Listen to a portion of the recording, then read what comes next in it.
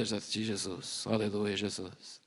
Senhor, nós clamamos a Ti, Senhor, que como vem acontecendo, cada pessoa que chega aqui para ministrar, Senhor, não conta apenas com o seu dom, com a sua graça, mas tem recebido a graça do Espírito Santo neste ambiente.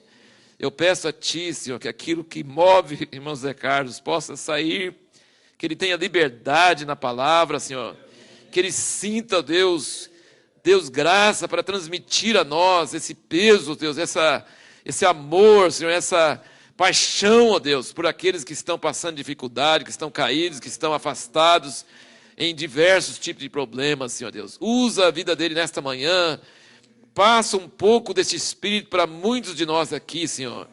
Deus, quebranta os nossos corações, Senhor, da dureza, da crítica, do julgamento, do apontar do dedo, ó Deus. Livra-nos, ó Deus.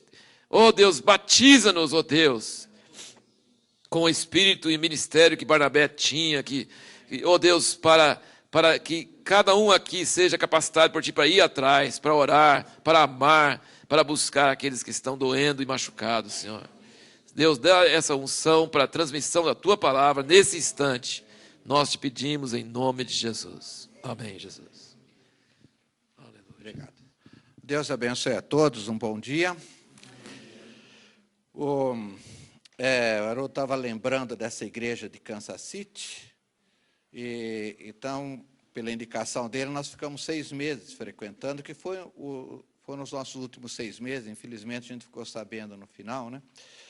E na época era uma vineyard, né? Eles chamavam de vineyard porque o Michael B. começou um trabalho, começou a crescer muito, e havia muitas críticas porque ele não tinha um amparo, uma cobertura, né?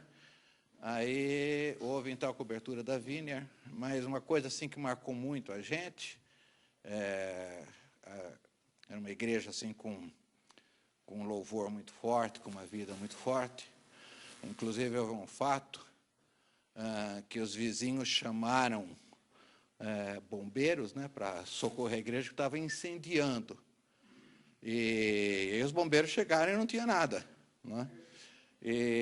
Então, isso acontecia às vezes. Era um fervor do Espírito Santo que caía fogo em cima da igreja e as pessoas, às vezes, tinham visão desses fatos, para a gente ter uma ideia, né?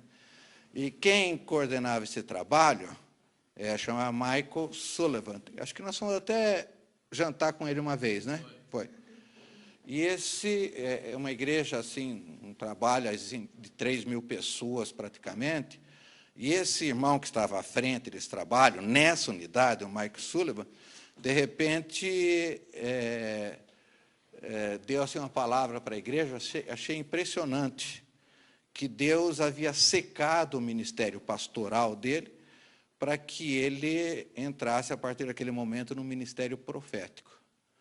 E então ele interrompeu todas as atividades dele como pastor, né? Passou para o Michael Beacon, que era o fundador, mas não estava nessa unidade, ele estava na outra, né? E eu fiquei olhando para aquele homem, assim, de repente, à frente de 3.000 pessoas, ministrando, sentado no banco, né? Ele ficava quietinho, aguardando. Então, isso que você estava falando hoje, dessa expectativa, né, da gente estar esperando o que Deus tem para fazer e crer nisso, isso a gente paga um preço, né? Eu senti naquele homem pagar um preço, mas isso mexeu muito com a minha vida. E, num certo momento também, Deus iria secar um ministério meu para abrir uma outra frente, como Deus faz as coisas, né? E essa experiência foi muito boa para mim, porque eu creio que não deve ser nada fácil tomar uma decisão como essa, considerando o status que ele estava, né? E é um homem de Deus, um homem usado por Deus, não tinha problema nenhum. Aliás, nas mãos dele é que descia fogo do Espírito mesmo lá, né? Então, são decisões assim que às vezes a gente não pode entender, discernir, se não for pelo mundo espiritual, né? Algo que mexe muito com a vida da gente. Então, graças a Deus por estarmos aqui. Eu gostaria assim de estar começando assim, dando alguns dados. Deixa eu ver aqui que acabei, de certa maneira, aí misturando minhas coisas. Estou com uma mochila lá. Deixa eu ver se está aqui.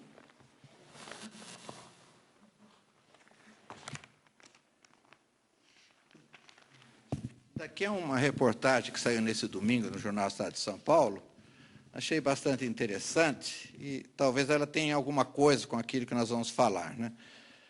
Vocês sabem que o censo agora de 2010, saiu semana passada, né, mostrou que o Brasil já ultrapassou 40 milhões de evangélicos, né? E isso no ano 2010. Quer dizer, isso é uma informação assim impressionante, como está crescendo a igreja evangélica no Brasil, né? Há pouco tempo atrás eram 30 milhões, agora já são 40 milhões. Quer dizer, a gente não vai analisar a qualidade, mas, de maneira geral, o censo perguntou: que religião você é? Eu sou evangélico. Não é?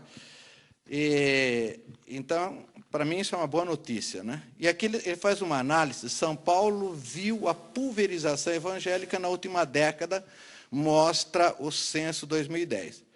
Então, o que ele mostra aqui nesse sentido é que está havendo uma corrida. Deixa eu até ler um trechinho aqui. A cidade de São Paulo viveu uma pulverização evangélica sem precedentes na última década. Segundo os novos dados do censo, o número de evangélicos sem laços com uma igreja determinada aumentou mais de 4 vezes em 2000 e 2010, enquanto a quantidade de fiéis que frequentam templos menores cresceu 62% nesse período.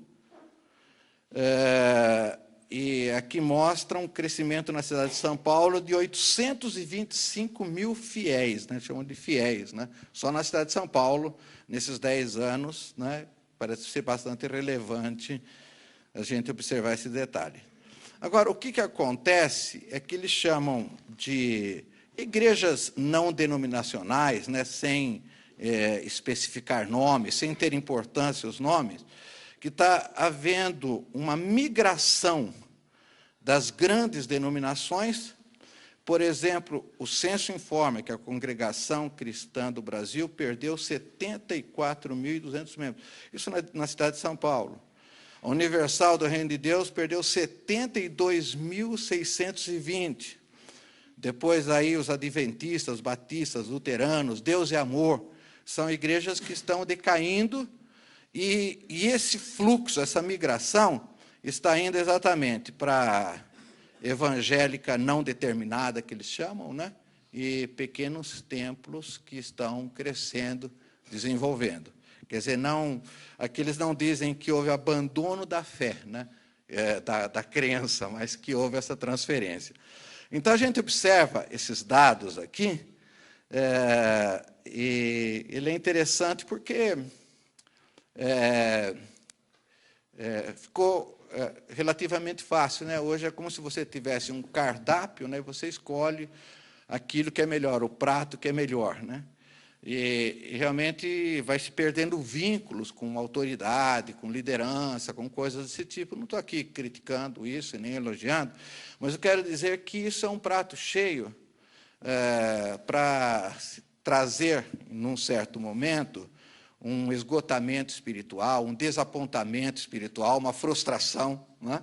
Isso acaba levando muitas vidas a se afastarem em função disso, né? Porque aparentemente passa por 2, 3, 4 lugares, aí chega um momento e fala: nossa, não é isso que eu quero, né? Não está atendendo, e aí acaba se frustrando com Deus, né? De maneira geral, isso acontece muito. E nessa revista Impacto aqui saiu também uma estatística, né, sobre pastores feridos, e a fonte é uma fonte muito boa, é Banner Group, Christian Post, The Wall Street Journal, Instituto Franz Schaeffer, né, Instituto Jethro. Isso é uma realidade mais americana, mas ela se ajusta muito bem no Brasil também. Então, diz de pastores com problemas. E a gente fala de pastor, claro, a gente pode entender que a liderança de trabalhos, está trabalhando com pessoas, isso traz esgotamento. Mas isso é uma realidade que acontece com todo mundo. 70% dos pastores admitem sofrer depressão e estresse. 70%. E depressão parece que não é uma coisa pequena, né?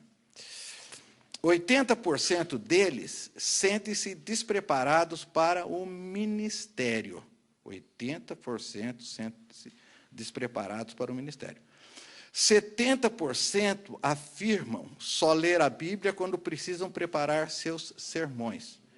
Quer dizer, é interessante o artigo, eu tenho esse artigo aqui, eles mostram como foi feita essa pesquisa, né? Uma pesquisa científica, uma pesquisa muito bem feita, não é assim, de qualquer jeito, não. 57% deixariam suas igrejas locais como se fosse para um trabalho secular, caso tivesse oportunidade. Então, 57% de pastores estariam desejosos de não estar mais, dependendo da igreja, ter um trabalho secular. 40% já tiveram casos extraconjugais. 40%. 30% reconhecem ter reduzido as próprias contribuições às igrejas após a crise financeira. Então, diz aqui, 1,5, quer dizer, 1.500 pastores deixam o púlpito todos os meses. 5.000 religiosos buscavam emprego secular no ano 2009, mais do que o dobro que ocorreu em 2005. 2 a 3 anos de ministério é o tempo médio em que os pastores deixam suas igrejas, sendo em direção a outras denominações ou não. Bom, tem uma informação, até abrir meu notebook aí para colocar, mas não sei se você se lembra de cabeça, de um ateu, está o nome dele, que escreve livros constantemente, né, contra aqueles que creem em Deus, um cara muito famoso, acho que na Inglaterra, né? Ele abriu um instituto, uma fundação, para pastores que estão apostatando, vamos assim dizer, né? Então, eles oferecem, se você chegar lá e falar, eu era pastor ou religioso, e agora concluí que Deus não existe mesmo, e eu quero ver a cobertura de vocês. Né? Essa é a fundação, tá? Então, eles dão toda a cobertura que a pessoa precisa. Arranjam emprego e começam a trabalhar em função desse grupo. O artigo não diz o número de pessoas, né? Mas é algo assim bastante forte que nós estamos vivendo. A gente tem um lado assim da igreja, né, que nós estamos vivendo aqui, é um lado lindo, não é? Um lado de ter sonhos, crer um momento de Deus, como o Haroldo ministrou, isso está acontecendo, né? Mas a gente tem um outro lado também, que nós não gostamos muito de falar, né? Que é um lado bastante decepcionante, frustrante, e gente que trabalha assim com comunidades, a gente sente que dificuldade existe nesse sentido. Então, eu gostaria assim de estar compartilhando um pouquinho com vocês algumas experiências assim da minha vida, né, porque que houve um certo momento que Deus tocou no meu coração para uma mudança de ênfase, né? Um foco diferente. Eu creio que Deus tem um propósito para todos nós, específico, mas às vezes Ele permite que a gente passe por algumas etapas que não é bem o propósito dele, mas para nós adquirirmos experiência e, enfim, Ele poder trabalhar com o nosso caráter, com o nosso jeito de ser, né? Eu imagino que todos nós temos assim um chamado muito específico de Deus, né? Eu gosto quando aquele texto em João 12, Jesus diz, a minha alma está perturbada, mas o que eu vou dizer, livra-me dessa hora? Não, para essa hora eu vim. Então Jesus veio para uma hora específica, para uma causa específica. Tudo que nós temos dele é maravilhoso, mas ele veio para uma causa específica. Eu creio que com todos nós existe algo assim bastante parecido. E, às vezes, pode demorar um tempo para a gente entender isso, e Deus quer trabalhar com a gente nesse sentido. Então, eu queria pegar um trechinho em Mateus, eu vou ler umas 3 passagens, assim, para a gente estar procurando substanciar um pouco o que nós vamos falar. Mateus 4.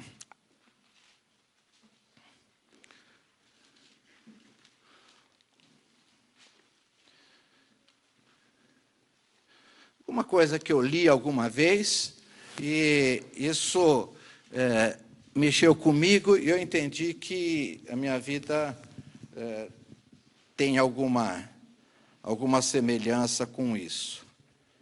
Deixa eu ver aqui se eu abri certo. Bom, verso 18.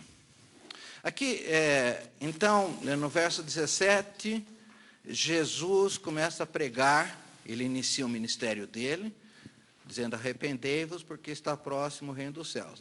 E aí ele vai chamar, então, aí vem o chamamento daqueles que vão estar com ele. No verso 18, caminhando junto ao mar da Galileia, viu 2 irmãos, Simão, chamado Pedro, e André, que lançavam as redes ao mar, porque eram pescadores. E disse-lhes: vinde após mim, eu vos farei pescadores de homens.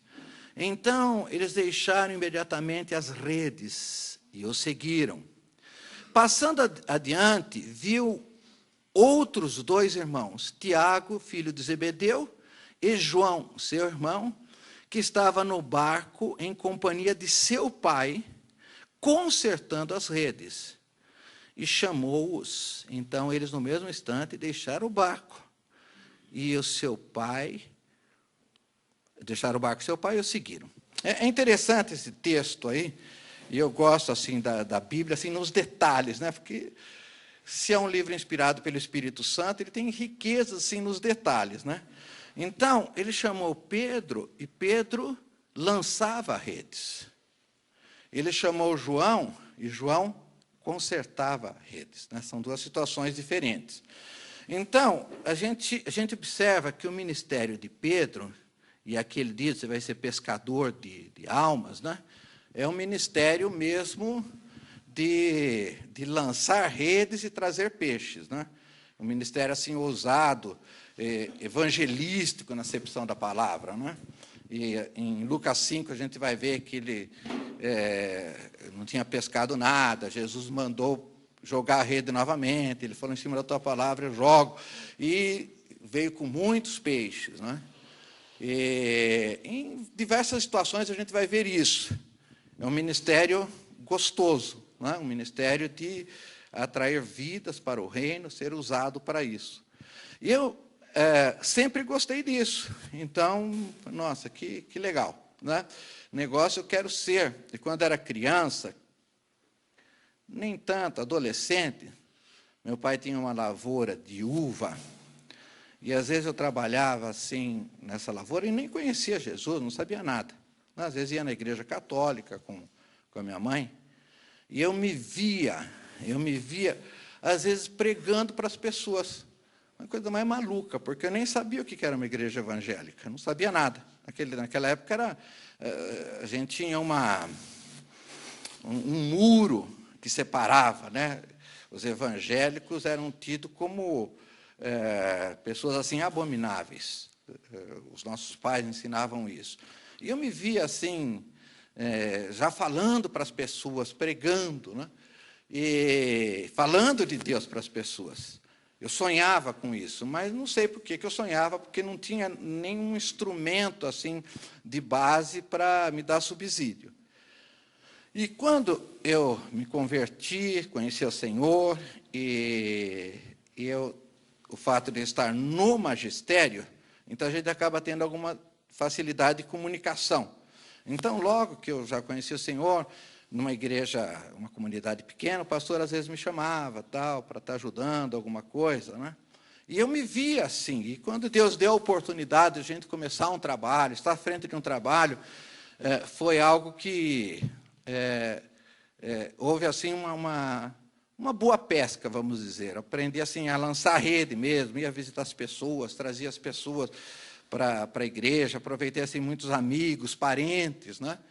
E eu sei que em menos de 3 anos a gente já estava com quase 300 pessoas, e começamos eu com a minha esposa. Então foi assim um ministério de lançar redes mesmo. Mas, num certo momento, em questão assim de 1 mês e meio, Deus me tirou desse tipo de ministério, de uma maneira muito brusca e poderosa, como só Ele pode fazer isso, né? Então, a gente estava vivendo, e o ministério traz certos problemas, né, que nós vamos estar tratando de pessoas assim. Isso me afetou também, problemas familiares. A gente acaba focando a igreja, o trabalho, né, a obra do Senhor, como se fosse a prioridade absoluta das nossas vidas, e não é. Depois eu vim aprender isso, né? A família é a nossa prioridade, né? Não é o nosso trabalho ministerial, assim como pastor. E eu tinha deixado assim um pouco descuidada a minha família, nós estávamos numa situação bastante crítica, e dentro da Universidade de São Paulo, eu tive a oportunidade de fazer um pós-doutoramento, e eu vi um aviso. Eu passava todos os dias na frente, quando entrava, eu sou da Faculdade de Economia, entrava, via o aviso, mas nunca me tocou. E, de repente, eu olhei aquilo e falei, nossa, que coisa interessante, não era para a gente ficar 2 anos nos Estados Unidos, com bolsa, e numa oportunidade, a minha esposa havia comentado comigo, olha, eu acho que nós teríamos condições de dar uma rearrumada na família se nós formos passar um tempo fora, a gente ficar só a gente e tal. E aquela conversa dela assim, me tocou, e eu fui correndo atrás para ver como fazia. E aí me disseram, olha, vai ser meio difícil, mas tenta, né? E tinha 180 candidatos, eram 20 vagas, e eu fui classificado como 21º. Então, a secretária do reitor lá, que eu conhecia, disse, olha, eu não sei se eu tenho uma boa ou uma má notícia para você, né? Eu vou dizer primeiro.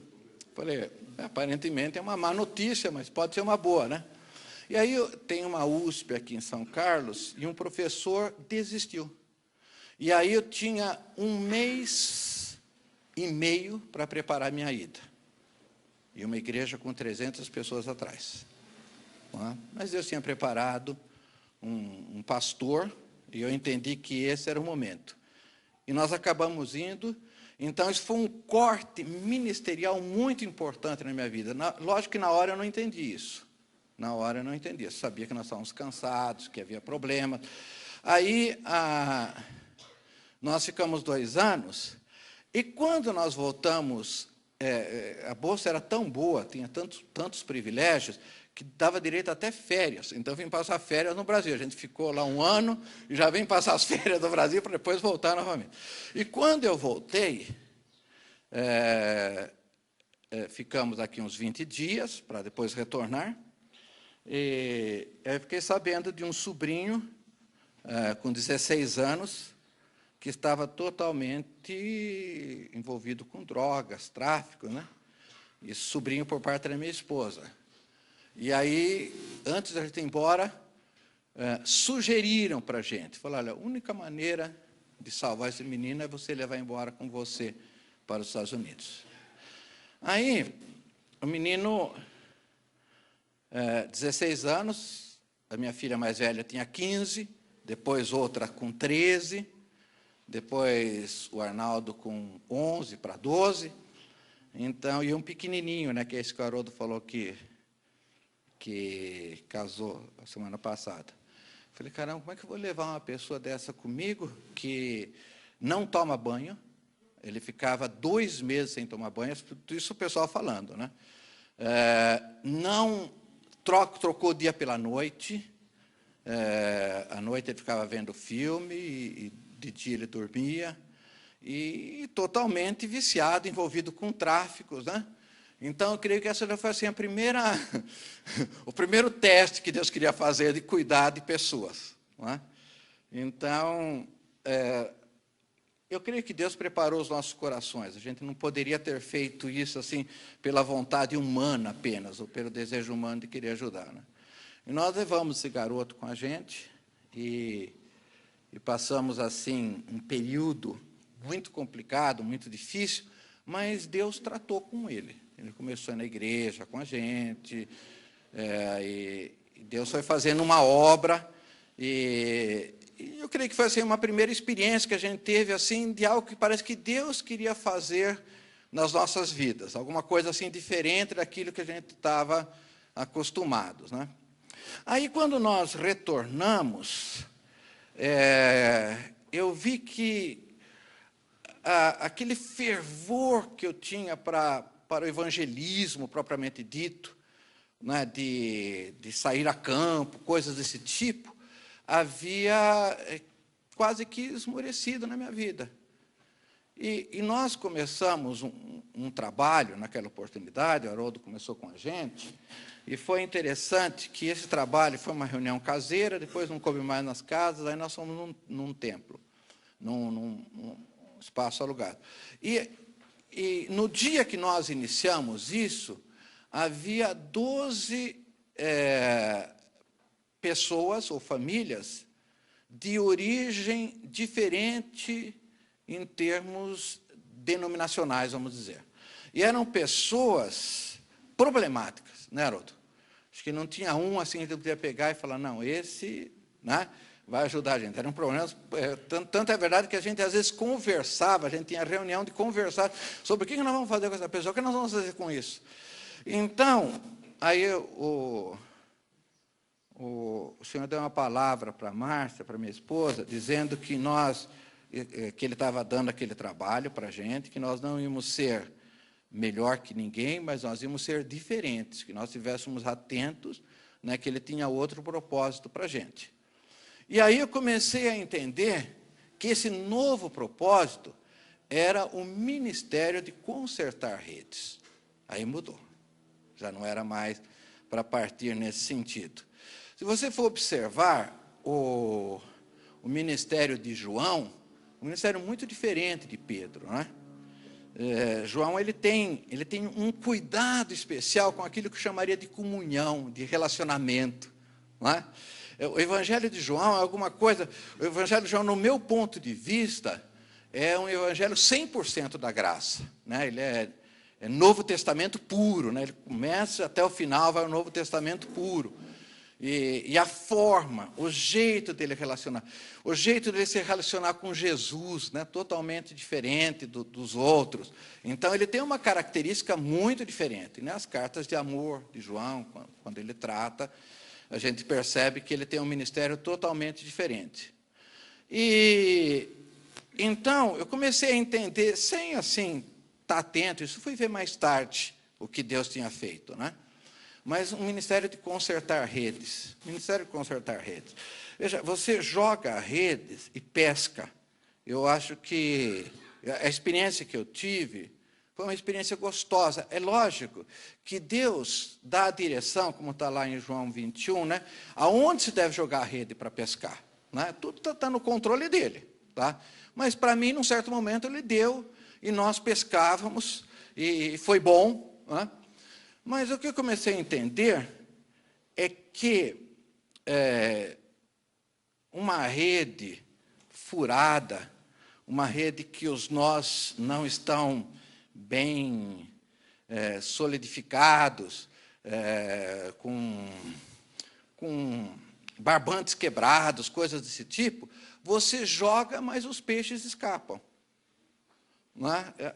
A igreja, ela é esse entrelaçamento que é uma rede. Não tem jeito. Não é? E se nós não tivermos entrelaçados um no outro, como a gente pode depurar da palavra de Deus, certamente nós vamos ter muita dificuldade, muita gente vai escapando.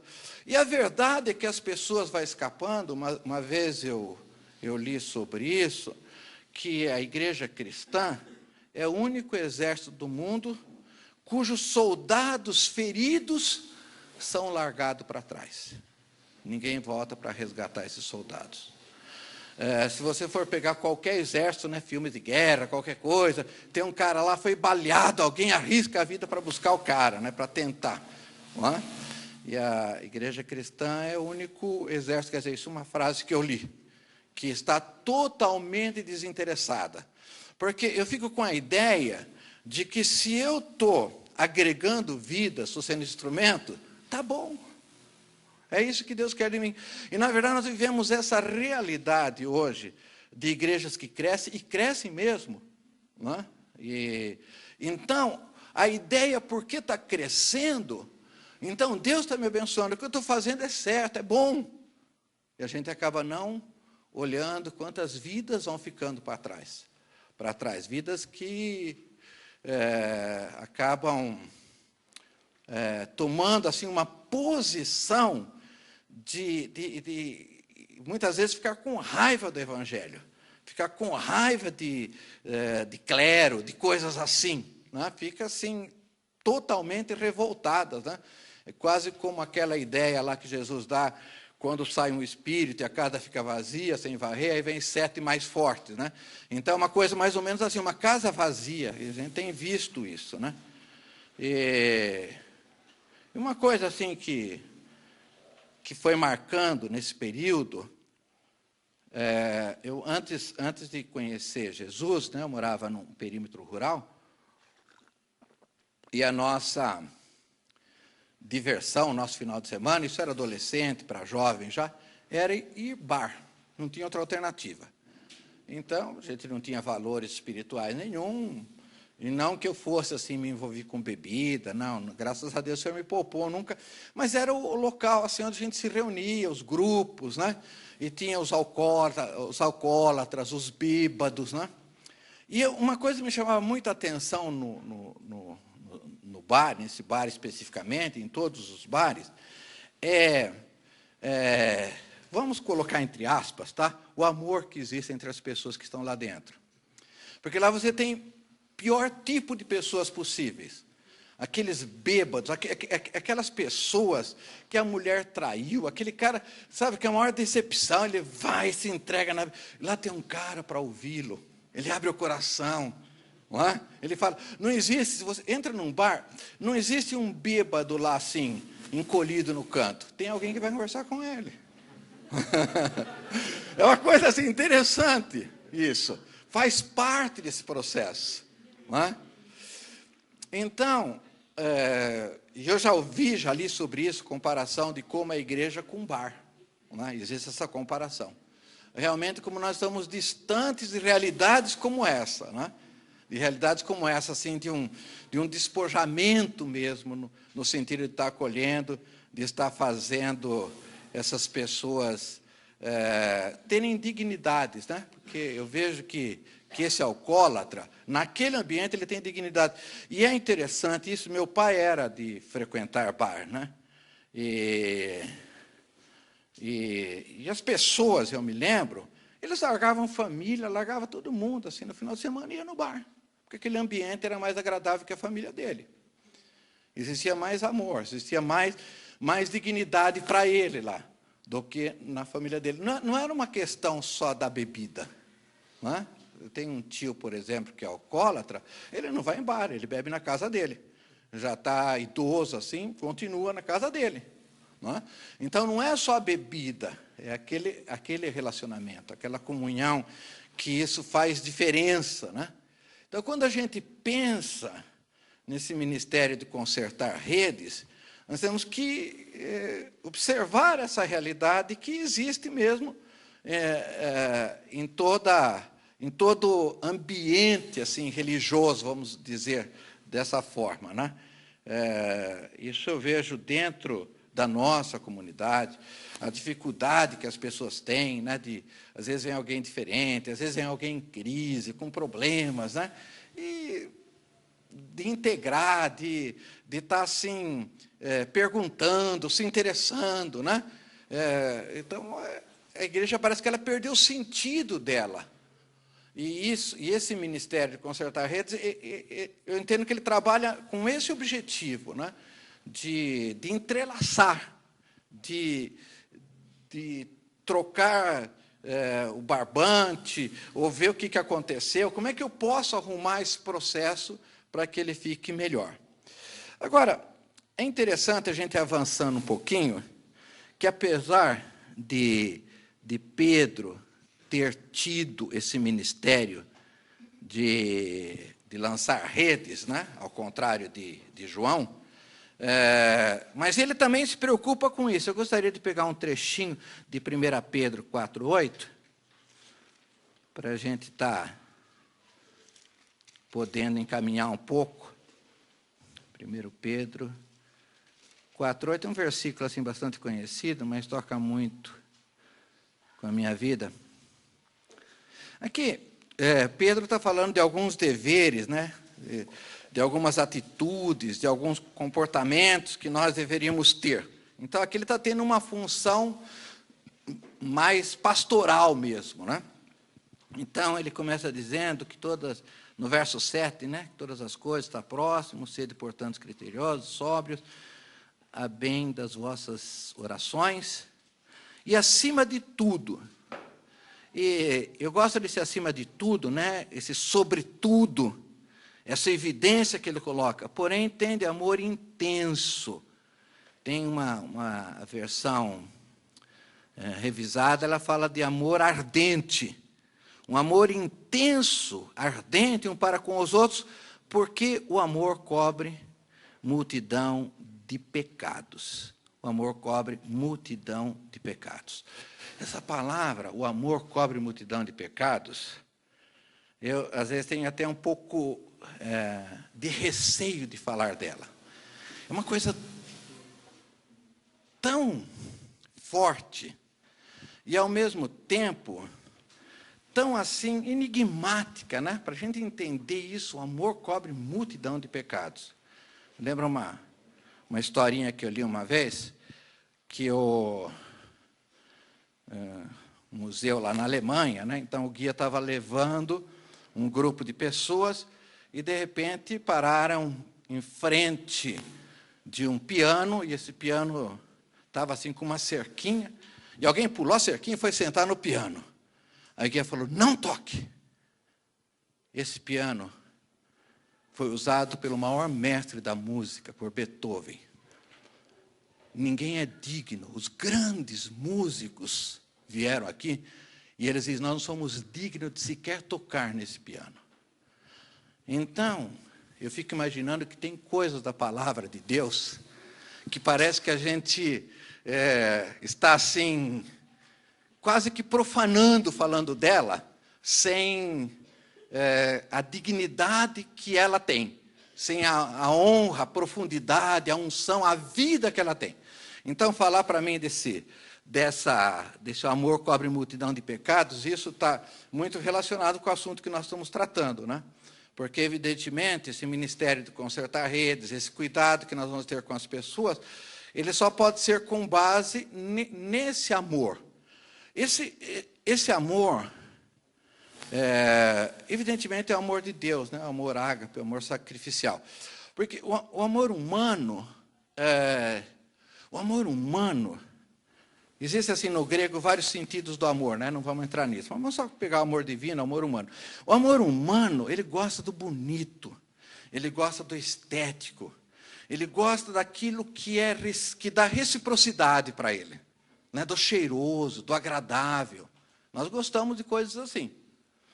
Então, quando a gente indo assim pelo amor humano para tratar com pessoas, a gente faz algumas tentativas, 2, 3 vezes, não houve reciprocidade, a gente dá uma congelada, né? A gente fala, já fiz o que tem que fazer e para, né?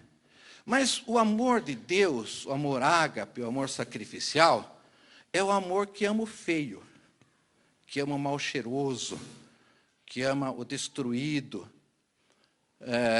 que ama aquilo que é desagradável, que não tem estética, que não traz prazer para a gente. E, evidentemente, esse amor que Pedro está se referindo é esse amor que que tem essa vida, né, de Deus. É o amor que nós recebemos pelo Espírito Santo de Deus, né? Então, é nesse amor que nós vamos trabalhar nesse sentido. Sem isso, fica difícil a gente pensar nessa possibilidade. E é interessante que Pedro, ele está, parece que agora, tendo cuidado com as pessoas, né? Claro que ele faz isso muito bem, com muita graça, inspirado pelo Espírito Santo nas suas cartas, né? Mas aí parece que ele tem uma atenção especial. Ele está falando, olha, é bom a gente ser hospitaleiro, é bom a gente não murmurar, é bom a gente usar os dons que nós temos, é bom a gente ser sóbrio, é bom, mas, acima de tudo, tudo passa a ser secundário. Então ele fala, acima de tudo, tem isso. E isso a gente sabe que é a ênfase da palavra de Deus, né? Jesus disse, um novo mandamento vos dou, que vos ameis uns aos outros como eu vos tenho amado. Então, é como se Jesus tivesse todo o seu ensinamento maravilhoso, mas parece que ele tem uma hierarquia, né? Tem alguma coisa que é superior a tudo que eu ensinei para vocês, né? Isso é novo. Estou dizendo para vocês que é novo, né? Se você for pegar, e ele diz, nisso conhecereis que são meus discípulos, se vos amardes uns aos outros. Quer dizer, a marca do filho, a gente tem até um livrinho que chama A Marca do Filho, né? A marca do cristão é amor. Jesus disse isso, né? Nisso conhecerão. Não tem outra palavra que Jesus diz, nisso você vai ser conhecido que você é meu filho, que você é meu discípulo. Mas aqui Jesus fala, essa é a marca mesmo. É a única marca que nos faz diferentes, né? A gente, talvez as pessoas podem nos olhar, louvar e estar falando de Deus e bem dizendo, mas o que fica mesmo é essa marca. Paulo também, quando falava dos dons, né? Quero que vocês recebam, conheçam, tenham os dons mais importantes, né? Mas existe um caminho mais excelente que os dons, né?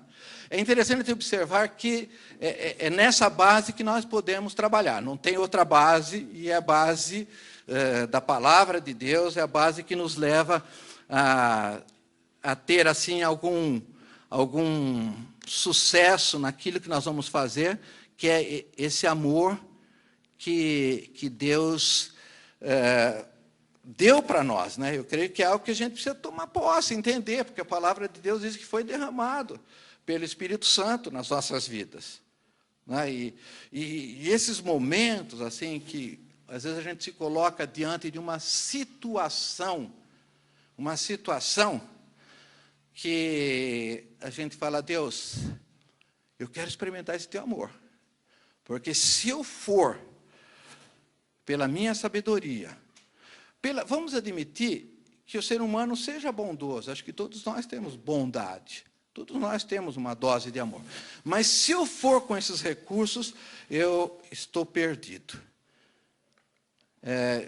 Tive uma oportunidade de... Assim, teria muitos casos, né? Eu vou pegar uns 2, 3 só. De repente chegou uma carta para mim, lá na nossa comunidade, e foi uma esposa de pastor que escreveu. E aí eu até demorei para abrir, uma carta grossa, e quando eu abri a carta, aí eu vi, e carta é uma coisa boa, né? Porque, dependendo da carta, às vezes tem umas manchinhas de água, né, que são lágrimas que a pessoa derramou enquanto escrevia, né? E nessa carta tinha essas gotinhas, isso mexe muito com a gente, né? Então, ela contava a história dela, acho que tem umas 10 páginas. E esse casal tinha ido para a Bahia, eles converteram no Rio, e um pastor que dava cobertura para eles mandou para o interior de São Paulo, no local que precisava, só que esse pastor morreu, e eles ficaram totalmente perdidos, e eles não tinham ainda um amadurecimento, e as coisas foram piorando. Então, quando eu li a carta, e ela disse na carta, e depois me disse, que num momento de crise, que ela estava assim preparada para o suicídio. Esse seria a quarta tentativa de suicídio dela. Depois eu vou explicar o porquê. Deus falou ao coração dela: escreve uma carta e você vai entregar para uma pessoa nesse endereço. Tá? E ela não me conhecia, essa mulher. Então veio no meu nome, mas segundo ela, foi Deus quem falou com ela, assim, num momento de desespero, né?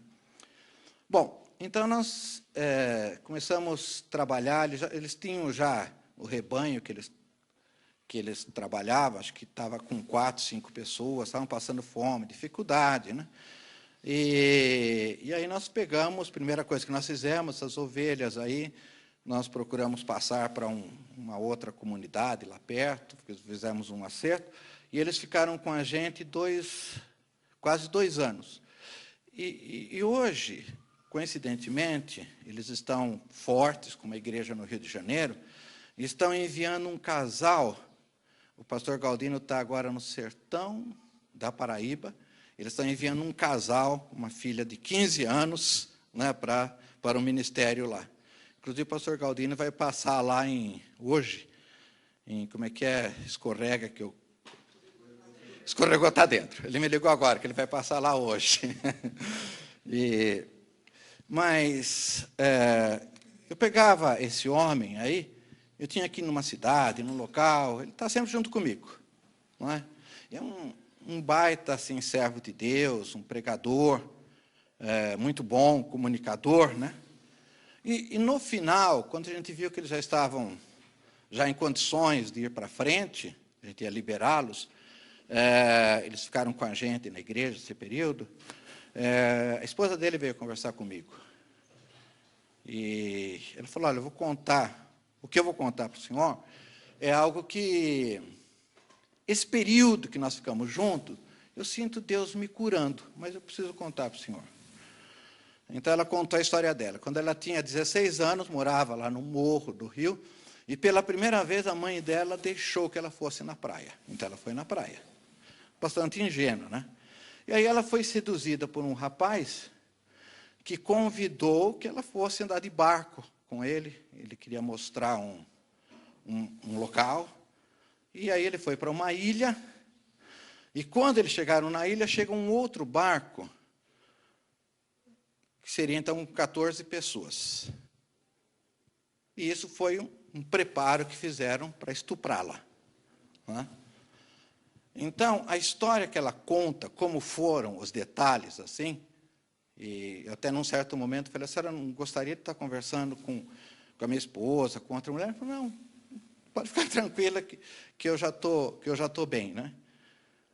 Mas é algo assim, que se você não tiver o amor de Deus naquele momento, você não suporta, sabe?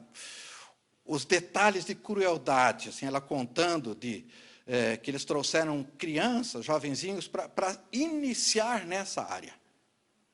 O jeito que eles riam, fizeram um churrasco, e ela lá meio morta-viva no chão, sabe, esperando. A hora que eles sentiam vontade, retornavam. Uma coisa assim, não é? Ela contando coisas assim. E esse ministério, assim, de você tratar com pessoas, realmente a gente precisa estar preparado para ouvir muitas coisas. Né? E como você vai reagir nisso? Como que você vai suportar, em primeiro lugar? Porque são cargas assim que fica difícil suportar. E, num certo momento, ela disse... aí ela terminou, demorou quase uma semana para voltar para a casa dela, ela ficou perdida, ficou totalmente louca, sem equilíbrio. Aí um dia chegou um jovem para ela, falou: olha, eu vou cuidar de você, então você vai ser minha mulher. E aí ela ficou grávida, esse jovem sumiu, aí ela ficou com o menino, e aí ela entra numa série de tentativas de suicídio. E aí ela conheceu esse irmão, que é pastor, não é? Mas na época também não conhecia Jesus, e ele sentia assim no coração de guardá-la, de ajudá-la, né? E ele tinha uma irmã que frequentava uma igreja e sempre convidava, E eles eram de bagunçar, fazer farra. E um dia eles foram nessa igreja, no terceiro suicídio dela, na terceira tentativa de suicídio, ela tomou 70 comprimidos e tal. Aí ele pegou e falou, não, Deus, ele não conhecia Deus como conhece hoje, mas acho que Deus tocou em você, então nós estamos para uma igreja. Porque para você sarar disso, não morrer com 70 comprimidos. E ela me disse o nome, não vou me lembrar. Bom, aí eles acabaram se convertendo, o poder de Deus veio sobre a vida deles, né? E aquele amor, aquele primeiro amor, fez com que eles saíssem assim, correndo, né, para o ministério, para servir, para abençoar. Agora, quando essa mulher estava contando para mim, eu, sim, fui tomado por uma emoção muito forte, né? E a oração que eu fiz, porque nós precisaríamos fazer uma oração de perdão, né? O convite de Deus é que ela perdoassem essas pessoas, né? E a gente sabe que é isso. Mas aquilo vai nascendo ira. Então, se não for esse amor, eu senti, assim, na hora que eu abracei, nós oramos, né? Ela fez uma oração que eu fui, assim, sugerindo como que ela deveria orar para perdoar. Na hora, assim, que eu abracei, eu senti aquela mulher livre. Sabe, uma coisa assim, como se fosse tirado com a mão. Sabe, uma coisa assim, que eu entendi um pouco nesse dia, o que é esse amor de Deus? O que é esse amor que cobre multidão de pecados? O que é esse amor? Se a gente entender isso, né, que nós somos instrumentos de Deus, irmãos, para abraçar uma pessoa e orar junto, e se você tiver com o amor de Deus naquele momento, os pecados são perdoados. Isso é poderoso demais. A gente não pode imaginar o que é isso. Não somos nós que perdoamos, mas nós somos o canal do perdão. E ele opera. Eu senti assim, o rosto dela mudar, a alegria dela, né? Nós acompanhamos, inclusive no final agora de junho, eles estiveram aqui em São Paulo, almoçamos juntos, estamos acompanhando. Como Deus operou por esse amor que excede o nosso entendimento, que é uma coisa que a gente nem pode imaginar. Agora, é lógico que nós temos essa oportunidade de estar usando, usufruindo, trabalhando nessa proposta, né, que a palavra de Deus traz para a gente. Claro que existem casos que as pessoas vêm de uma forma muito milagrosa, assim, nos procurar, ou vem enviado através de outros, né? Mas existem casos que a gente vai sentindo como Deus vai enviando, como Deus vai operando. Porque no momento que você está disposto a ser esse canal para cobrir pecados, repito, não nós, né? Mas na cruz, né? O que Jesus fez na cruz, é lá que está o perdão dos pecados, essa fonte que o Espírito Santo traz para nós passamos a ser instrumentos para perdão, e o termo que ele usa aqui são multidão de pecados, é multidão de pecados, o amor cobre multidão de pecados. Então, eu creio que a gente vai estar falando mais alguma coisa sobre isso, né? Mais alguns instrumentos, mas eu creio que essa é a situação base, né? Que é esse amor ardente, esse amor que queima, esse amor que incendeia, esse amor sacrificial, não é? Porque se você for pegar como Deus nos via, né? Você pega lá no início de Isaías, né? A palavra de Deus diz que ele nos via a nossa justiça como trapo de imundícia. Trapo de imundícia, de criança, eu lembro que minha mãe usava aqueles panos lá, era para limpar inclusive fezes, trapo de imundícia. Essa é a nossa justiça. Deus nos olhava, e nós éramos assim, né? Como chagas podres, não espremidas, mal cheirosa. Ele nos amou sendo nós inimigos dele, né? Inimigos declarados dele. Então, eu vejo que o instrumento realmente a gente se apoderar disso e crer que isso é verdade nas nossas vidas. Porque Jesus diz, né, para os seus discípulos que em momentos complicados, difíceis, para eles não se preocupar o que eles iam falar, que o Espírito Santo falaria por eles, né? Então eu vejo que o raciocínio é o mesmo. É um momento em que você vai sem nada para oferecer, mas o amor que já foi derramado pelo Espírito Santo é o grande instrumento desse momento. E a gente tem observado que pessoas caídas, pessoas esgotadas espiritualmente, né? São pessoas que não estão muito interessadas em ouvir conselhos. Tá? Muitas vezes a gente é só ouvido. E eles vão falando. E nós temos o melhor que nós podemos dar, que é o amor de Deus. E chega o momento que Deus começa a trabalhar. Eu percebo isso. Às vezes eu fico ouvindo, né? Mas eu sei que vai chegar o momento que Deus começa a trabalhar. Às vezes a gente tem ideia que esse ministério, esse nosso desejo assim de curar feridas, de ajudar as pessoas na fragilidade, nas suas angústias, no seu temor, né? Às vezes a gente pode pensar que esse ministério seja menos importante que o evangelismo propriamente dito. Tá? Que, claro, Deus quer que todos se salvem, nós somos instrumentos de evangelismo. Mas, para mim, esse texto que nós lemos, de João e Pedro, né, mostra que os dois têm relevâncias idênticas. Eu queria pegar mais um textozinho, só para a gente trabalhar, seriam mais dois apenas, em Mateus 12, que eu vejo em Mateus 12 o caráter do ministério de Jesus. São passagens assim, bastante conhecidas, mas eu creio que nesse momento ele ajuda bem.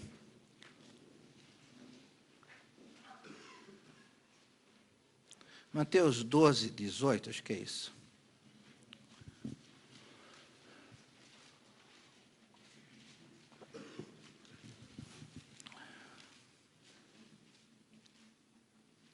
Então, para se cumprir o que foi dito por intermédio do profeta Isaías, 18. Eis aqui meu servo. Olha que coisa linda, eu vejo assim Deus falando, né? O pai falando para o filho. Eis aqui meu servo, que escolhi, o meu amado, em quem a minha alma se compraz. Farei repousar sobre ele o meu espírito, e ele anunciará o juízo aos gentios. Não contenderá, nem gritará, nem alguém ouvirá para a sua voz. Agora veja o verso 20, veja o caráter do ministério de Jesus. Não esmagará a cana quebrada, nem apagará o pavio que fumega. Essa frase, ela está em Isaías 42, né? Então Jesus veio para não esmagar a cana quebrada. E para não apagar o pavio que fumega. Quer dizer, isso está no caráter do ministério dele. Então, a gente pode imaginar, para um momento, uma religião farisaica que ele veio, em que se conhecia muito a palavra, e tinham atitudes ríspidas, duras, né? Jesus enfrentou várias delas, como aquela mulher adúltera, que ia ser apedrejado, e tantas outras situações. Jesus foi trabalhando em cima dessa situação para mostrar o que é não esmagar a cana quebrada. A minha ideia é muito simples. Eu, quando era criança, usava, como falei para vocês, morei em perímetro rural, né, toda a minha infância, a gente usava bambuzinho para fazer tipo uma flautinha, né? A gente acertava fazer um cortinho bonitinho nele e saía um som assim, a gente soprava, saía um som. Só que para a gente acertar isso, Você fazia um bambuzinho, pá, jogava fora. Não dá. Fazia outro, pá, pá, pá. Até que um dava certo. Não é? Então, aqueles bambuzinhos, eu creio que essa cana quebrada que Jesus fala aqui, né, que os meninos lá de Israel usavam para brincar, isso daí, e ia jogando fora até que uma dava certo. Não é? Então, aquelas que não deram certo eram totalmente desprezadas, esmagava, não tinha sentido nenhum. Não é? E também eu gosto assim de ler a Bíblia tentando guardar assim exemplos da minha vida. Eu sou da fase que não existia ainda energia elétrica na minha casa. Então, minha mãe usava lamparina. A gente chamava de lamparina. Então, era um pavio, né? E tinha... Vocês chegaram a passar por isso também, né? E tinha... botava o óleo assim embaixo na lamparina, tinha o pavio, né? Acendia o pavio. Querosene, E às vezes ela esquecia de repor o querosene o pavio ia apagando, né? E começava a vir um mau cheiro. A gente percebia que era um mau cheiro, era horrível, né? Aquela situação. E normalmente esse pavio, que não tinha quantidade suficiente lá de querosene, né?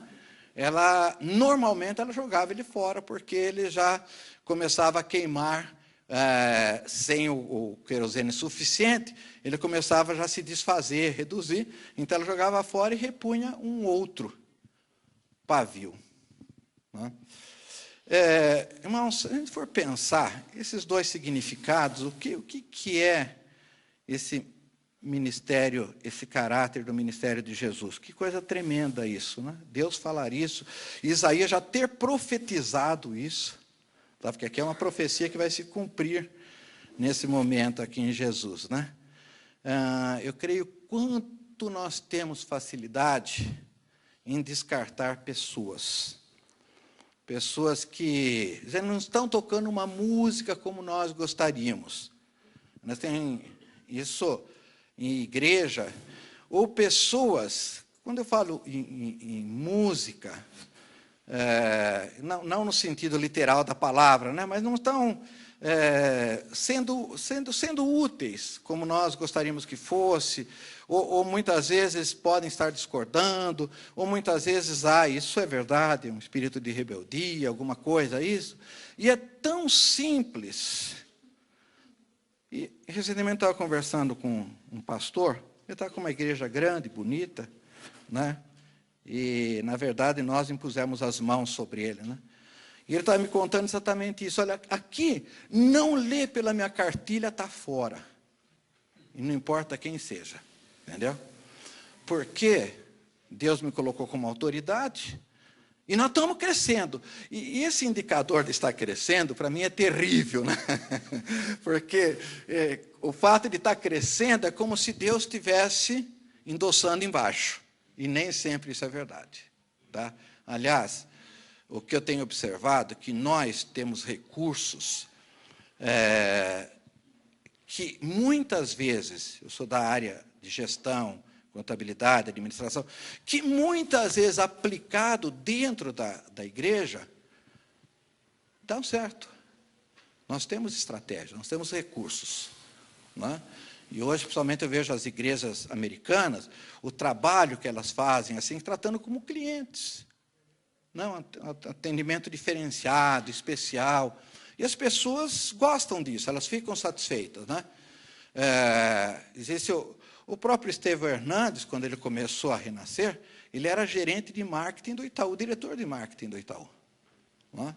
Então, os recursos que ele utilizava, não estou dizendo que permaneceu assim, entendeu? Mas, a princípio, foi uma proposta diferenciada que atraía muitas pessoas. Não é? O próprio Kaká, que foi o caso, que ficou lá muito tempo, depois acabou saindo. Então, você tem recursos para isso. Então, não leu a minha cartilha, está fora. Só que o está fora é um processo desmotivador para quem é excluído do processo, para quem é banido do processo. Não é, para muitas pessoas, não é simplesmente mudar de endereço, não é? Elas vão levar aquela carga pelo resto da vida. A gente não tem uma experiência. O que é rejeição? É difícil a gente descrever, mas eu me baseei um pouco em Jesus, né? Quando ele disse: Deus, meu Deus, por que me desamparaste? É interessante que, se você for olhar no Novo Testamento, Jesus chama Deus de Pai em quase todos os momentos quando fala com ele, quando ora, né? Mas nesse momento ele não usou a expressão Pai, ele usou a expressão Deus. E para mim isso tem uma conotação também, né? Não é assim de qualquer forma. Mas quando Jesus teve aquele temor da morte, quando ele estava no Getsêmani, eu imagino que o temor da morte de Jesus, porque foi dado anestésico, vinagre com fel, essas coisas, ele não pegou isso, ele queria passar por toda a dor, não é? Mas, então, se ele queria passar por toda a dor, aonde estava aquele temor da morte que Jesus teve, né, o ponto lá de sua gota de sangue, dos anjos consolarem? O temor da morte foi a rejeição que eu entendo como homem, né? Como homem, né? Porque ele estava lá com os nossos pecados, né? Claro, a rejeição divina nunca aconteceu, mas ele como homem, ele estava lá suportando. Então, eu fico imaginando como isso dói, né? Que, se houve um momento, Jesus falou: passa de mim esse cálice, por 3 vezes ele orou isso, né? Então, eu entendo que esse é o momento mais terrível da vida da gente, é a rejeição. Sabe, eu acho que é uma coisa assim, indescritível, né? Eu nunca vi no campo da psicologia, análises, coisas desse tipo, mas às vezes eu vejo alguns loucos aí que a mulher abandona, ele vai lá, mata a mulher, mata os filhos, né? Porque a rejeição é algo, a rejeição é o próprio inferno. Inferno para mim é isso, você ser rejeitado por Deus. Perdeu a possibilidade para sempre de contemplar a graça, a majestade, a beleza de Deus. Isso é inferno. Então a gente não imagina como certas atitudes que realmente só aquele amor que Pedro fala, esse amor ardente é que pode consertar de volta. Não é? Porque um fato assim não há saída. Então nós temos uma facilidade, às vezes tem pessoas que começam a ficar mal cheirosas ao nosso lado, né? Que elas começam a discordar, né? No sentido metafórico, tá? Começam a discordar, começam a dar palpites, começam a falar: olha, se fosse eu não faria isso, né? Então é tão fácil a gente pegar esse pavio que fumega, pá, apaga de vez. Não é fácil fazer isso? É a coisa mais simples do mundo fazer isso. Então nós vivemos situações em que isso ocorre entre pastores, ovelhas com ovelhas, né? Eu vejo isso muito entre jovens, né? Às vezes alguém vem reclamar porque o adolescente tem um certo tipo de comportamento. A gente tem na nossa comunidade um menino que é um milagre. Aquele menino, ele tem uma paralisia facial. Não era para viver, né? Mas a mãe dele se converteu naquele momento e ela creu com uma fé muito forte. Esse menino sobreviveu, hoje ele está com 22 anos. Então ele é surdo, ele não expressa palavras, né? E por ser surdo, e assim, com bastante deformações, e não ri. Não ri. Ele não tem expressão facial. Não é? E uma das minhas reivindicações que eu tenho com Deus, que eu quero ver pelo menos esse menino rir. Eu acho que o riso é algo do Espírito Santo, né? O óleo da alegria, né? Eu quero ter fé um dia, eu quero que alguém tenha fé, e ele tem fé, esse menino, né? Mas como é difícil entre os adolescentes. Ele é um pavio que está fumegando lá. Às vezes eu vejo as pessoas fazendo brincadeira dele, né? E a gente chama ele de diácono, porque ele cuida assim dos detalhes. Se alguém vai ministrar, não tem água, ele vai e leva. Então, ele tem todo assim um jeito dele. Evidentemente, não é assim um jeito que nós vamos aplaudir, que nós gostamos, mas é algo que cabe a nós estar dando esse abraço do amor, né? E abençoá-lo. E a gente tem dificuldade. Então, como é fácil a gente alijar pessoas. Nós fazemos isso com muita facilidade. Bom, eu queria, assim, para concluir, eu talvez tenha mais alguns exemplos, né? Mas lembrar que nós somos chamados para amar as pessoas que caem e não para julgá-las, né? Quando a gente tem uma facilidade em querer saber por que a pessoa está naquela situação. É interessante a gente observar como Deus tratou com Abraão. Abraão teve um comportamento para salvar a pele dele, expôs a esposa dele. Quer dizer, eu não creio que nenhum dos homens aqui que estão fez isso na vida. Na verdade, mas Abraão fez. Davi, né, e amigo de Deus, ele não perdeu a condição, né? Continuou, foi amigo de Deus. Davi, né, que pessoa maravilhosa, também teve lá seu momento, mas Deus tratou, né? Deus trata todos esses momentos, né, da vida da gente. O próprio Paulo teve momento lá de conflito com Marcos. Então a gente vai reparar que grandes homens de Deus poderiam ser pavios apagados, lançados fora. Mas eles são para nós exemplos de vida, pessoas que marcam a nossa fé, né? A adoração de Davi, a fé de Abraão, a relevância que Paulo teve. Agora a gente tem que entender que todos nós estamos sujeitos.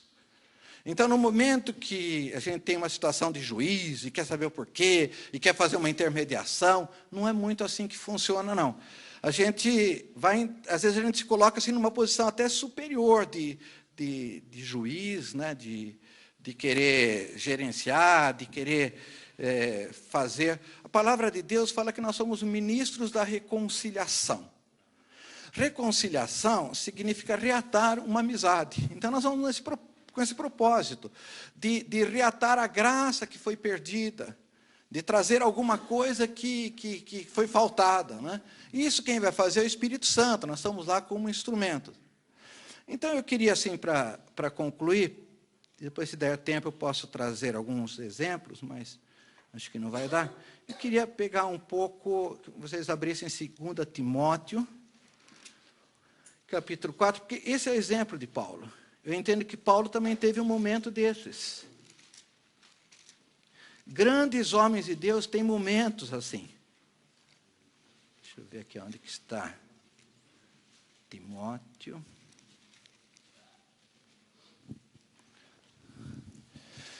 Eu gosto desse trecho porque revela a humanidade de Paulo.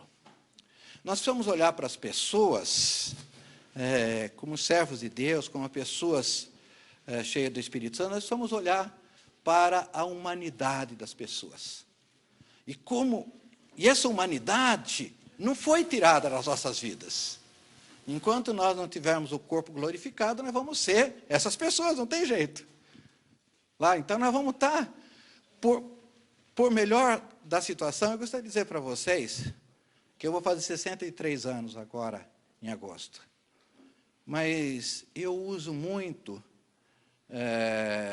os meus filhos. Eles me abençoam muito. Tenho uma filha que mora em Brasília, e num momento que minha esposa estava viajando, eu estava assim com uma crisezinha, falei, poxa, ela é minha filha mais velha, é mulher de Deus, e eu preciso conversar com ela.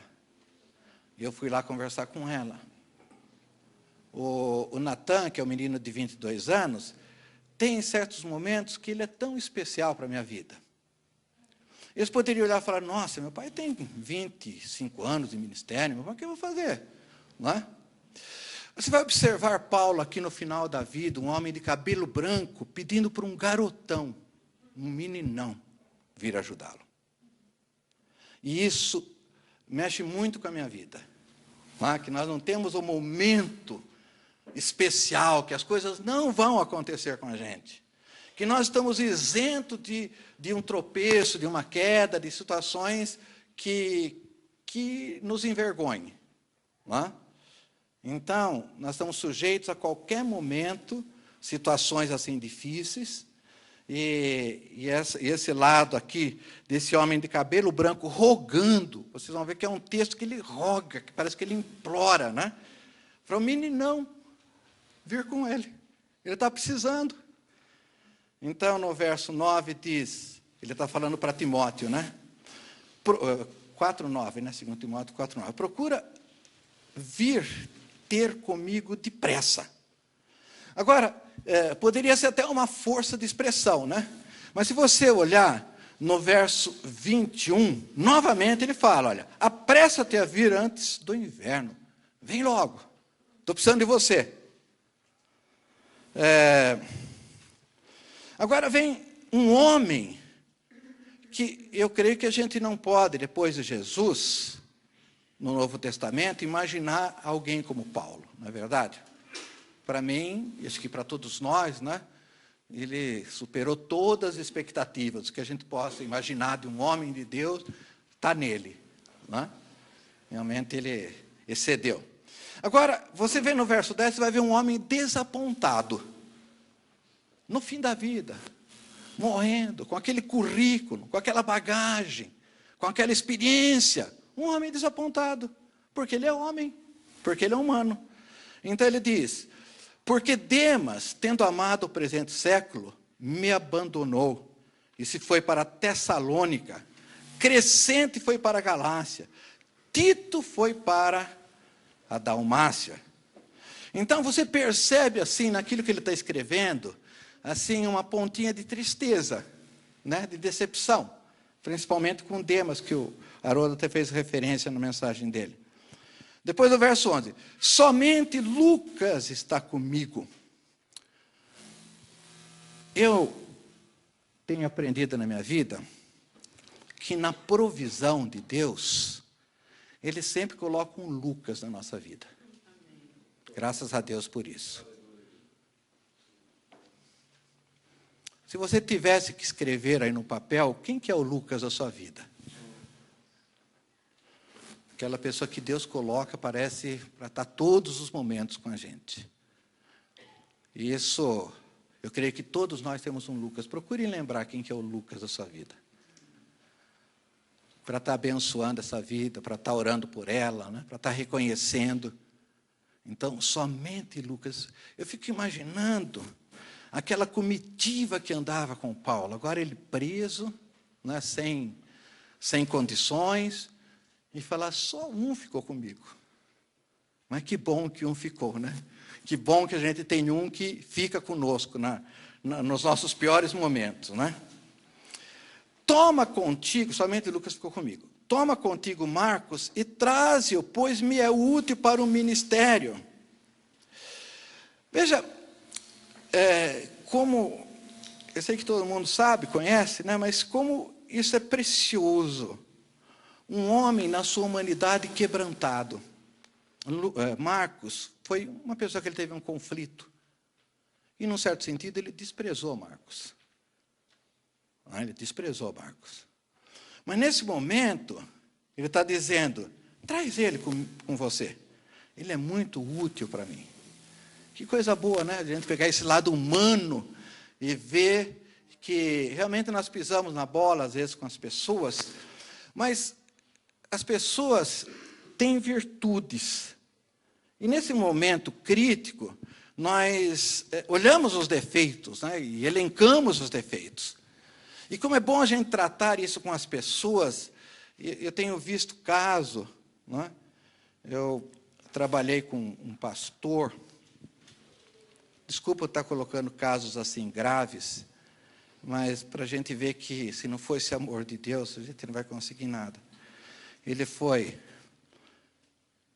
o primeiro pai de santo no Brasil com 16 anos de idade. Então, ele foi um instrumento do diabo que ia multidões atrás dele. Multidões atrás dele. E essa pessoa, para ser pai de santo, tem que passar por várias provas, né? Então, a gente conhece algumas delas, que é aquela, por exemplo, de ir no cemitério e comer vísceras de uma pessoa recém-enterrada, né? Você tem que ir lá, num certo horário, abrir e pegar. Mas tem outras coisas que marcam muito a vida da pessoa. Por exemplo, para ser pai de santo, tem que passar por uma experiência homossexual. Você tem que passar por tudo. Então, não tem jeito. Agora, esse homem um dia se converte, e de uma forma maravilhosa. Assim, trazer o testemunho dele é uma coisa assim estupenda. E quando ele se converte, o mesmo vigor, o mesmo entusiasmo que ele fez para Satanás, ele faz para Jesus. Ou até mais, não é? Ou até mais, ele dá a vida por Jesus. Só que o homossexualismo continua. Essa é a humanidade. São coisas que ficam. E, de repente, alguém que tem revelação, que tem dom, que atrai pessoas para Jesus, de repente tem crises assim. Então, é interessante a gente como vai tratar com pessoas assim. Não é? Como é que nós vamos tratar? Bom, são pessoas que, acima de tudo, têm muitas virtudes. E uma vez, eu já até achava que tinha resolvido, aí ele ficou com a gente um tempo, porque ele se converteu, mas assim, muito pentecostal e sem nenhuma base na palavra. Não é? Cheio do Espírito Santo, mas sem base na palavra. Então, ele tinha atitudes assim, por exemplo, que ele podia dirigir sem carteira de motorista, porque Deus era com ele e nenhum guarda ia pegar. Se Deus é comigo, acabou, limpou. Falei, bom, não é bem assim que a Bíblia ensina. Então, ele ficou um tempo com a gente, né? Tivemos lá. Quem? Ah, é. Ah, é? É, Pedro. Bom, então... Vai devagar aí. Bom, às vezes tem mais situação, mais gente assim nessa situação aqui, hein, Pedro? Bom, então, ele ficou um tempo com a gente, aí ele foi, e aí um dia também eu liberei. Aí Deus falou ao meu coração mesmo, falou, olha, ele tem um ministério em que eu quero usar, é diferente do teu, e ele não é uma pessoa para ficar assim como um braço direito teu. Vou liberá-lo. E eu fui conversar com ele, falou, pastor, eu vi a mesma coisa de Deus. Mas sim, numa boa, e está debaixo da nossa cobertura, e está tudo bem. Não é? Mas depois começou a sair um grupo de pessoas da igreja, porque souberam que ele pegou um menino para cuidar, e supunha que poderia estar acontecendo alguma coisa em função desse menino que morava na casa dele. Então, aí, retorno lá para trabalhar novamente com ele nessa área. Não é? E, agora, como é que eu posso chegar? Olhar para ele, na fraqueza dele, e ser crítico? Será que os meus erros, as minhas falhas, os meus pecados são piores que aquilo que ele fez? Ou não? Eu não sei. Sabe, se a gente for entrar nisso, é loucura. Porque é alguma coisa que foge à nossa capacidade. Né? O perdão, ele está exatamente na incapacidade que nós temos de julgar. Por isso que o perdão existe. Então, nós não temos capacidade de julgar, por isso que o perdão existe, porque nós podemos entregar nas mãos de Deus, é a única coisa, que Ele é o justo juiz. Né? Então, como é que eu ia entrar esse assunto com ele? Né? Então, eu fui assim, elogiando, vendo quantas virtudes ele tem, e realmente é uma pessoa assim que eu adoro, quando posso, ele está orando comigo. Sabe, você é abençoado, não é? É uma coisa assim extraordinária. Então ele pegou e num certo momento, estava elogiando, falou: pastor, se eu conheço bem Deus, eu sei porque que o senhor está aqui. Quer dizer, já foi revelando. Eu acho interessante que o Espírito Santo não desiste dele, pode, né? E é isso que é lindo de Deus, né? Não apaga o pavio que fumega, né? Não lança fora a cana que está quebrada. E aí nós entramos assim numa conversa gostosa, oramos, choramos. Eu sei que Deus fez uma obra tremenda, isso já faz 7, 8 anos que aconteceu, eu nunca mais soube de qualquer tipo de problema. E de vez em quando estou lá, tive o mês passado ministrando com ele e tal. Então, a gente olhar assim para as pessoas e ver as virtudes que ela tem, e tem, né? Porque tem os dons do Espírito, Deus não dá com arrependimento, a gente sabe que Deus não dá com arrependimento. É interessante que o cristianismo, quando a gente tem uma queda, quando tem essas dificuldades, em nada muda o olhar de Deus para nós. O que muda é o nosso olhar para Ele. Não é verdade? E nada muda. Ele continua nos amando daquele jeito, com aquele amor incondicional, não é? Então, aqui Paulo teve essa crise, mas que bom que ele estava totalmente quebrantado. Que bom que ele viu virtude. Ele poderia ter dito: olha, Timóteo, sabe, naquele momento, o Marcos era ainda jovenzinho, né, não entendia bem das coisas. Agora não, agora ele amadureceu. Não é? Poderia ter assim, até dado uma quebrantadinha aí, não, mas ele disse: traz depois, ele é útil para o meu ministério. Verso 12. Quanto Tíquico mandei até Éfeso, quando vieres, traze a capa que deixei em Troade. Gostaria de dizer para vocês que grandes homens de Deus também sentem frio. Precisa de roupa, precisa se agasalhar. Não é? Existe porque às vezes a gente faz... E é bom a gente começar a entender isso. O Paulo Manzini conta uma história para mim, Haroldo, não sei se é mais ou menos assim, em relação ao seu pai, que um dia foi um membro da igreja, acho que seu pai estava almoçando. Aí o cara olhou e falou: nossa, o senhor come também? Então, sabe, nós estamos todos no mesmo barco, né, precisando um do outro. Às vezes a gente tem essa ideia, né? Então, Paulo sentia frio também. Ele precisava. Ele poderia ser super espiritual. Não. Um inverno rigoroso, mas o Senhor que eu sirvo vem me aquecer. Não tem. É a humanidade. Depois ele diz: em casa de Carpo, depois, bem como os livros, especialmente os pergaminhos. O que estava acontecendo com Paulo? Uma vida monótona, solitária, sem graça, fria. Percebe? Olha, irmãos, que coisa boa isso. Ele pedindo socorro para o menino: está chato demais. Pô, Paulo, você não tem o Espírito Santo, você esteve no terceiro céu, mas você tem monotonia? Tenho. Veja, todas essas fraquezas nós vivemos porque essa é a nossa humanidade. Isso mostra como nós precisamos entrelaçar um com o outro.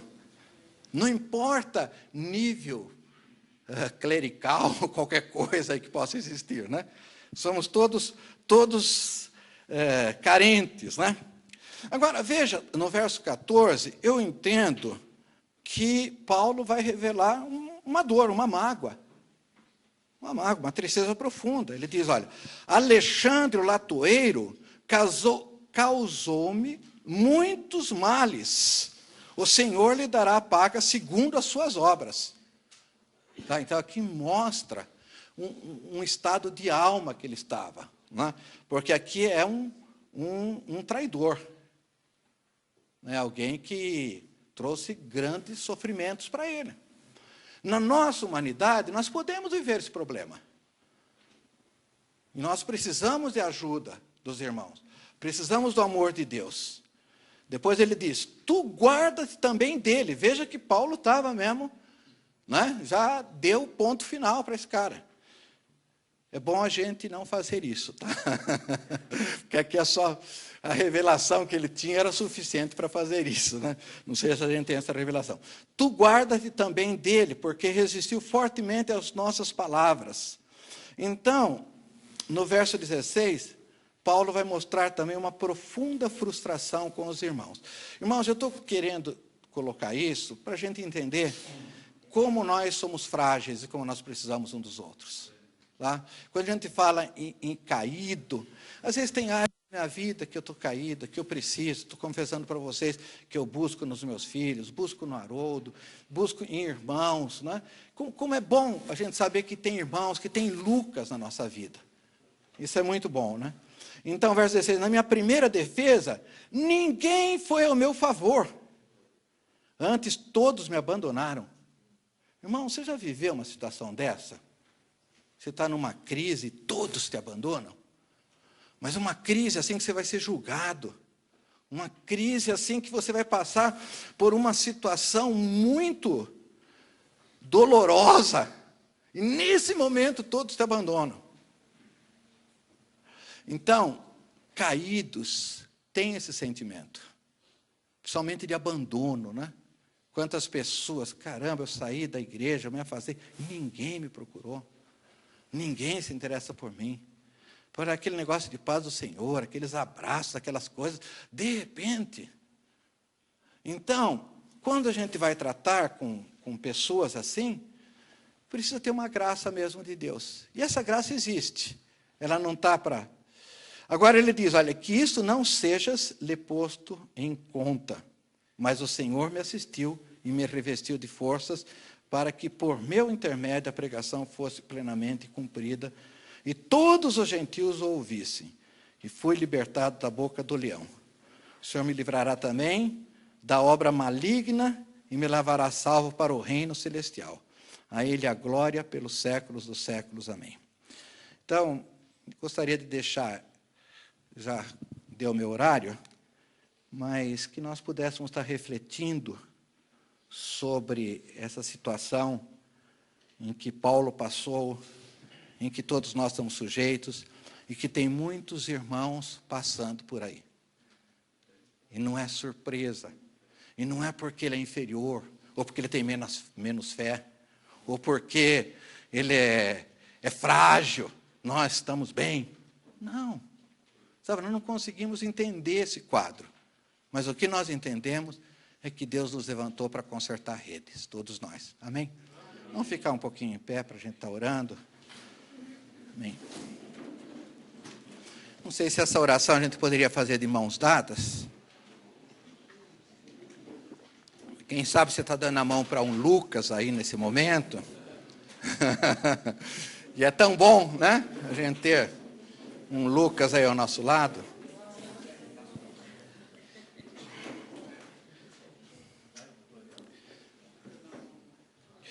Senhor nosso Deus, nosso Pai, nós te agradecemos por esse tempo aqui.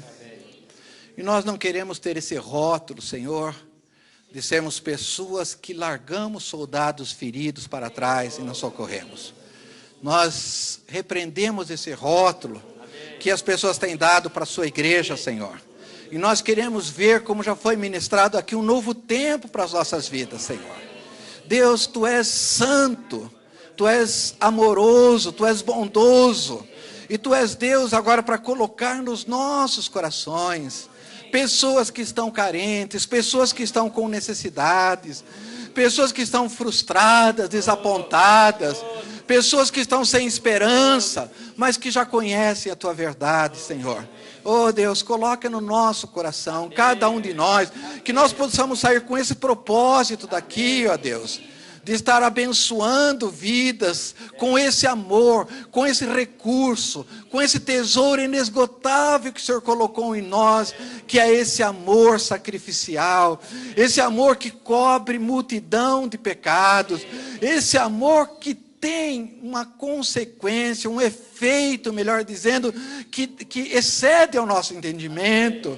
Oh Deus, como é bom saber que o Senhor nos usa como canais para abençoar vidas, para fazer com que vidas sejam restauradas, sejam levantadas. Ó Deus, livra-nos, Senhor, de esmagar a cana quebrada, de apagar o pavio que fumega. Livra-nos dessa situação, mas que nós possamos olhar para vidas, oh Pai, segundo a humanidade delas, segundo o amor que o Senhor tem por elas, esse amor de dar a vida. Sabemos que essas vidas são meninas dos seus olhos, que o Senhor as comprou com o teu sangue, pagou um preço alto, Jesus. São vidas agora que o Senhor nos dá a oportunidade de, como exército, abençoá-las da maneira que tu queres, do jeito que tu queres, em nome de Jesus, Pai. Faz uma obra nas nossas vidas, Senhor. Eu sei que esses dias o Senhor tem tocado em tantos corações aqui, com tantas propostas novas, Senhor, que nós possamos levar mais essa, entender que esse é o caráter do seu ministério, Jesus. Em nome de Jesus nós agradecemos e te bendizemos, ó Deus. Amém.